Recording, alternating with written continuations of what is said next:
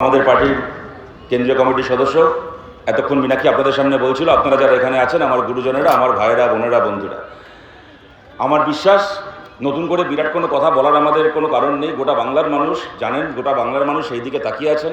উত্তরপাড়া বিধানসভা কেন্দ্র দেখুন, আমাদের কাছে প্রতিটা বিধানসভা কেন্দ্রই গুরুত্বপূর্ণ, কিন্তু এটা ঘটনা উত্তরপাড়া বিধানসভা কেন্দ্র গোটা পশ্চিমবাংলার মানুষ, গোটা যেখানে যাচ্ছি গত 1-1.5 মাস ধরে যেখানে যেখানে সভা করতে গেছি, গেছি বাসে, ট্রামে লোকেদের সঙ্গে যখন দেখা হয়েছে, ট্রেনে করে কোনো জেলায় যাওয়ার সময় ট্রেনে কোনো মানুষের সাথে যখন, অচেনা মানুষের সাথে যখন কথা হয়েছে, প্রত্যেকে যদি 2-3টে প্রশ্ন করে থাকেন এই ভোটকে নিয়ে, তার মধ্যে অন্যতম প্রশ্ন ছিল যে উত্তরপাড়ায় এবার মীনাক্ষী জিতছে তো।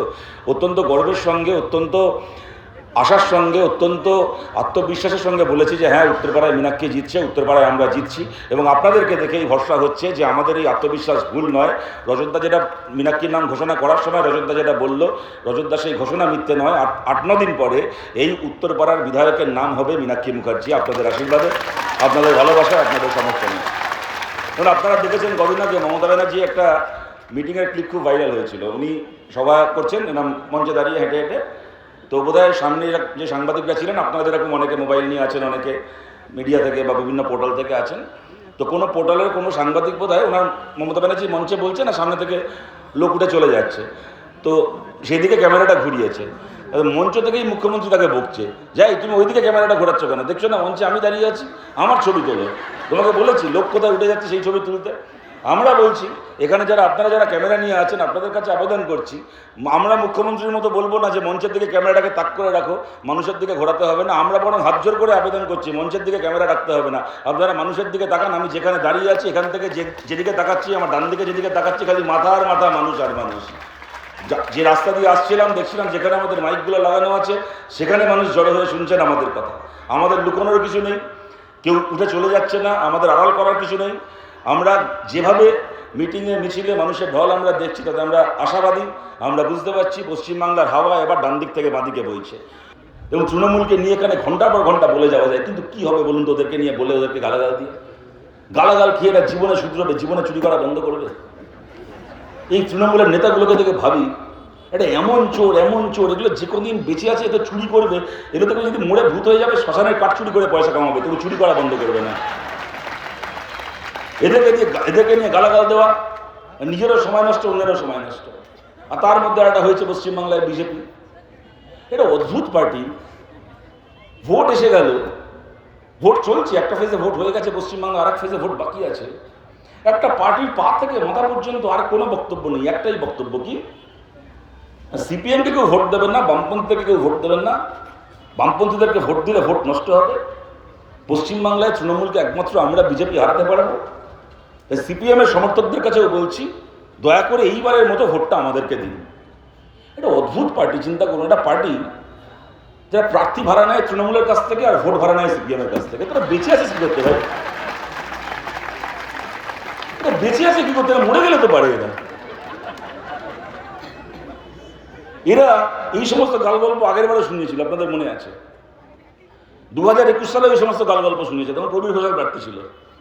এই উত্তরপাড়ায় ঘুরে ঘুরে বলেছিল সিপিএমকে ভোট দিয়ে লাভ নেই, আমাকে এবার ভোট দিন, প্রবীর ঘোষালকে ভোট দিন। আমি এবার মমতা ব্যানার্জি, সারা জীবন মমতা ব্যানার্জি জুতো পালিশ করত, সারা জীবনে। সাংবাদিক নাকি? মমতা ব্যানার্জি জুতো মাথায় নিয়ে সাংবাদিকতা করতো। সে হঠাৎ করে ভোটের আগে তার কি মাথায় এলো, বিজেপিতে চলে গিয়ে বলে আমি মমতা ব্যানার্জিকে হারাবো। সমস্ত বামপন্থী মানুষকে বলছি, আমাকে ভোট দিন, আমাদেরকে ভোট দিলে মমতা ব্যানার্জিকে আমরা হারাতে পারবো। এটা আমাদের দুর্ভাগ্যজনক, আমাদের জন্য এটা বলতে খারাপ লাগছে, কিন্তু কিছু মানুষ যারা চিরকাল আমাদেরকে এটাকে সমর্থন করেছেন, তাদেরও একটা অংশ যে কোনো কারণেই হোক এই প্রচারে প্রভাবিত হয়েছিলেন, তারা প্রবীর ঘোষালকে ভোট দিয়েছিলেন। আমরা হেরেছিলাম, রজতদা প্রার্থী ছিলেন, রজতদা হেরেছিলেন, প্রবীর ঘোষাল তিনিও হেরেছিলেন, কিন্তু ভোট আমাদের থেকে অনেক বেশি পেয়েছিলেন। সেই মানুষের কাছে আজকে বলছি, আপনারা যা সিদ্ধান্ত নিয়েছেন, সিদ্ধান্ত নেওয়া আপনাদের অধিকার ছিল, আমাদের সেখানে বলার কিছু নেই, প্রশ্ন করার কিছু নেই। আপনার ভোট, আপনার সিদ্ধান্ত। কিন্তু তৃণমূলকে বিজেপি হারাবে এইটা ভেবে যারা প্রবীর ঘোষালকে ভোট দিয়েছিলেন, যারা ভেবেছিলেন যে রজতকে ভোট দিয়ে লাভ নেই, প্রবীর ঘোষালকে ভোট দিলে তৃণমূলের বিরুদ্ধে লড়াইটা ভালো হবে, আজকে তাকিয়ে দেখুন, এক হাতে আপনার ভোট আর এক হাতে বিজেপির পতাকা নিয়ে প্রবীর ঘোষাল আবার চলে গেছে মমতা ব্যানার্জি জুতো পালিশ করতে, আর রজতদা এখানে লাল পতাকা নিয়ে এই মঞ্চে বসে আছে, এই লড়াইয়ে রয়েছে। আপনাদের কাছে বলছি, আমরা জিতেও যখন জিতেছি পালিয়ে যাইনি, যখন হেরেছি তখনও পালিয়ে যাইনি। পালিয়ে যাওয়ার কথা বলতে হারিয়ে যাওয়ার কথা বলতে মনে পড়লো, কাল না পরশু হঠাৎ দেখি কল্যাণ ব্যানার্জির একটা ভিডিও। কোথায় যাচ্ছে দেখি, বলছে সিপিএম খুব বেড়েছ, যদি মনে করি বাড়ি থেকে নিয়ে এসে 5 মিনিটে সিপিএমকে হাওয়া করে দেবো, খুব বার বেড়েছ, কখনো কিছু বলি না, 5 মিনিটে সিপিএমকে হাওয়া করে দেবো। আমি আপনাদের একটা কথা বলছি, আপনারা জানেন এটা আমাদের দেশে বা আমাদের রাজ্যে ভোটের বহু পুরনো নিয়ম যে ভোটের আগে মদের দোকান বন্ধ হয়ে যায়। কিন্তু প্রত্যেকবার নিয়মটা থাকে কি, যে ওই প্রচারটা ধরুন কাল সন্ধ্যাবেলা শেষ হবে, তারপর থেকে মদের দোকান বন্ধ হয়। মানে যেদিন ভোট, যে এলাকায় ভোট, তার 24 ঘন্টা আগে থেকে কি বড় জোর 48 ঘন্টা আগে থেকে সেই এলাকায় মদের দোকান বন্ধ হয়ে যায়। কিন্তু এইবার ইলেকশন কমিশন একটা অদ্ভুত নিয়ম করেছে। 23 তারিখ উত্তরবাংলা থেকে ভোট শুরু হয়েছে, তবে থেকে খবরে দেখলাম, দেখাচ্ছে একদিন যে ইলেকশন কমিশনের এবার নতুন সিদ্ধান্ত, এই 23 তারিখের আগে থেকে গোটা পশ্চিমবাংলায় মদের দোকান বন্ধ। যখন আমি খবর এটা দেখছিলাম, বিশ্বাস করুন আমার তখনই মনে হলো, টানা এতদিন মদের দোকান বন্ধ থাকবে, টানা এতদিন মদ পাওয়া যাবে না, আবার কল্যাণ ব্যানার্জির তার কেটে যাবে। ঠিক তাই হয়েছে।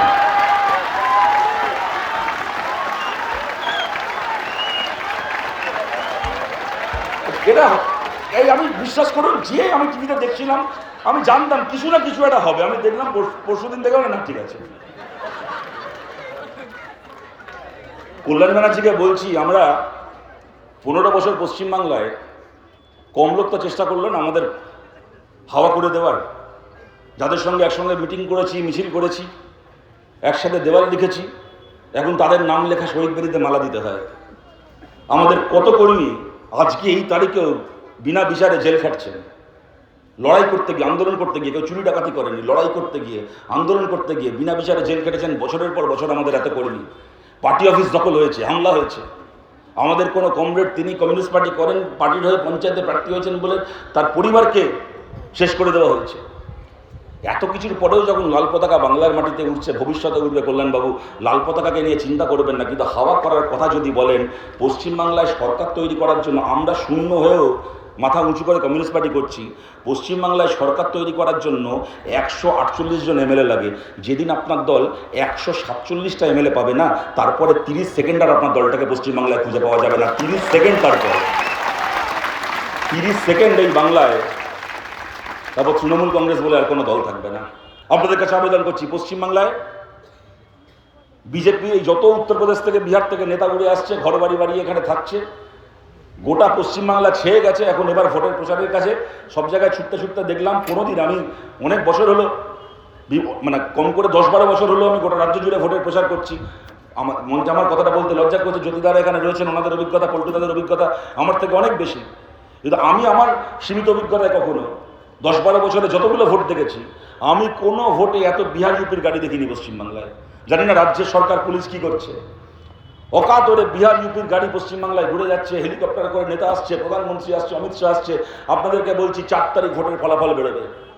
4 তারিখ পশ্চিমবাংলায় বিজেপি হারবে, খালি নয়, এই যে বিজেপি হারবে, গোটা পশ্চিমবাংলার মানুষ, যাদের এখনো বিজেপির ওপর এতটুকু ভরসা আছে, তারাও জেনে যাবেন বিজেপি এইবার পারলো না মানে আর জীবনে কোনোদিন পারবে না। বিজেপি পশ্চিমবাংলায় আবার ওই 4%, 5%-এর পার্টি হয়ে যাবে।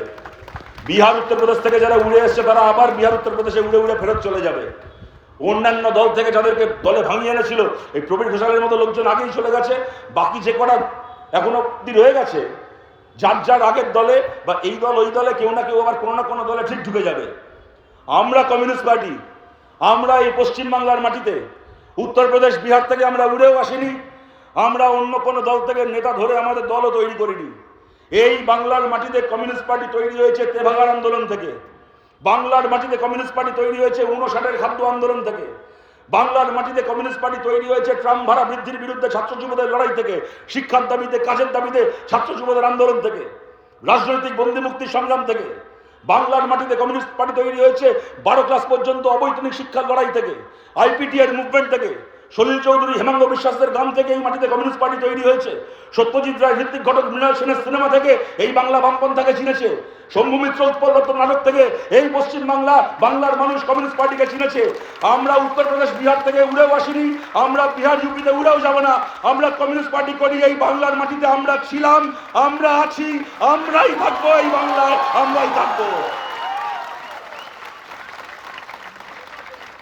আপনাদের সবার কাছে আবেদন করছি, অতীতে যারা আমাদেরকে ভোট দিয়েছেন, মাঝে যে কোনো কারণেই হোক আপনার ভোট আমরা পাইনি, আপনার সমর্থন আমরা পাইনি, আপনাদের সবার কাছে বলছি, একটা বার একসঙ্গে যারা 2016তেও যারা আমাদেরকে ভোট দিয়েছিলেন সেই মানুষদেরকে বলছি, 2016 এই বিধানসভা কেন্দ্রে যারা আমাদেরকে ভোট দিয়েছিলেন তারা সবাই মিলে আমাদেরকে ভোট দিন, আমাদেরকে সমর্থন করুন। মীনাক্ষী খালি জিতবে না, মীনাক্ষী কম করে 15,000 ভোটের মার্জিনে এইখান থেকে জিতবে। আমাদের লড়াই তৃণমূলের কতগুলো চোর নেতার বিরুদ্ধে, তৃণমূলের হয়ে দেওয়াল লেখা কোনো সাধারণ কর্মীর বিরুদ্ধে নয়। আমাদের লড়াই বিজেপির কতগুলো দাঙ্গাবাজ খুনি নেতার বিরুদ্ধে। আমাদের লড়াই বিজেপির হয়ে দুদিন ফেসবুকে পোস্ট করেছেন কি, দুটো মিছিলে গেছেন কি, দুবার ভোট দিয়েছেন কোনো সাধারণ মানুষের সঙ্গে নয়, তাদের কাছে আমরা হাত জোর করে আবেদন করছি। এই লড়াইয়ে খালি বামপন্থী মানুষদেরকে নয়, আপনাদেরকেও আমরা আমাদের পাশে চাই। তৃণমূলের কর্মীদেরকেও বলছি, বুথ স্তর থেকে মমতা বন্দ্যোপাধ্যায়কে নিয়ে একটা সময় গর্ব করে লোকে বলতেন, আপনারা বলতেন, আমরা মাথা নিচু করে স্বীকার করি এই কথা। মমতা বন্দ্যোপাধ্যায় একটা সাধারণ পরিবারে জন্মগ্রহণ করেছেন। উনি রাহুল গান্ধীর মতো কি আর 5 জনের মতো কোন রাজনৈতিক বংশের সন্তান নন। সাধারণ পরিবারে জন্মগ্রহণ করে নিজে লড়াই করে, সে ঠিক হোক ভুল হোক ভালো হোক খারাপ হোক, লড়াই করে আজকে এত বড় জায়গায় গেছেন, দেশের মন্ত্রী হয়েছেন, আজকের রাজ্যের মুখ্যমন্ত্রী। তাই নিয়ে গর্ব করতেন একদিন আপনার তৃণমূলের সমর্থকরা। আজকে সেই মমতা বন্দ্যোপাধ্যায় এমন দল বানিয়েছে, তার দলে যদি 1000টা যোগ্য লোক থেকে থাকে তাহলে তারা পায়ের তলায় বসে থাকবে, দলের মাথায় বসবে ওনার ভাইপো, ওনার আদরের ভাইপো। কেন না, সে রাজবংশের সন্তান, সে রানীর ভাইপো। এই উত্তরপাড়া, এই কন্যগড়ে, এই হিন্দমোটরে, এই কোতরঙে যদি 100 জন তৃণমূলের কর্মী থেকে থাকে, যে সারা জীবন বুথ স্তর থেকে তৃণমূল করেছে, যদি এরকম 100 জন কর্মী থেকে থাকে, তারা সবাই পার্টি অফিসের বাইরে থেকে চা নিয়ে এসে পার্টি অফিসের টেবিলে চায়ের ভার রাখবে। আর এখানকার এমএলএ জন্য ভোটে লড়বে কে না, কল্যাণ ব্যানার্জির ছেলে, বাঁকুড়ায় লাঠি খেয়ে এখানে এসে এমপি হয়েছিল, তার ছেলেকে এবার এখানে এমএলএ করবে। আজ বাদে কাল যখন আমি থাকবো না, তখন আমার ছেলে, তারপরে তার ছেলে, তারপর তার ছেলে রাজত্ব করবে। সত্যিকারের তৃণমূল কর্মীদেরকেও বলছি, যদি আপনারা মনে করেন এটা অন্যায় হচ্ছে, এটা বঞ্চনা হচ্ছে, তাহলে এই লড়াই আপনারা আমাদের পাশে থাকুন। মীনাক্ষীকে আপনারা চেনেন, জানেন, ওকে গোটা রাজ্যের মানুষ চেনেন, উত্তরপাড়ার মানুষ আপনাদের ঘরের মেয়ে হয়ে গেছে, আপনারা আরও ভালো করে ওকে চেনেন। আপনারা জানেন একটা মীনাক্ষীর বিধানসভায় যাওয়া মানে একা একটা মীনাক্ষী 10টা তৃণমূলকে 10টা বিজেপিকে ধোপাবারে নিয়ে গিয়ে কাপড় কাচতে পারে, ওর সেই দম রয়েছে। আপনারা ওকে আশীর্বাদ করবেন, আপনারা পাশে থাকবেন। ভোটের দিন যে উদ্যমের সঙ্গে এখানে আমাদের কমরেডরা আজকে 6 মাস ধরে 7 মাস ধরে অনেক আগে থেকে ভোটের প্রস্তুতি এখানে শুরু করে, যে উদ্যমের সঙ্গে আমাদের কমরেডরা এই হাড় ভাঙা পরিশ্রম করে আজকে এই জায়গায় কেন্দ্রটাকে নিয়ে এসছেন, তাদের কাছে আমি আবেদন বলবো না, আমাদের ভরসা রয়েছে। ভোটের দিন সকাল থেকে রাত পর্যন্ত যে প্রয়োজনীয় লড়াই, সেই লড়াইও আমাদের এই কমরেডরা লড়বেন এবং সেই লড়াই করে মীনাক্ষীকে এখান থেকে জিতিয়ে, বামপন্থীদেরকে এখান থেকে জিতিয়ে আপনারা বিধানসভায় পাঠাবেন। আপনারা সবাই ভালো থাকবেন। নমস্কার।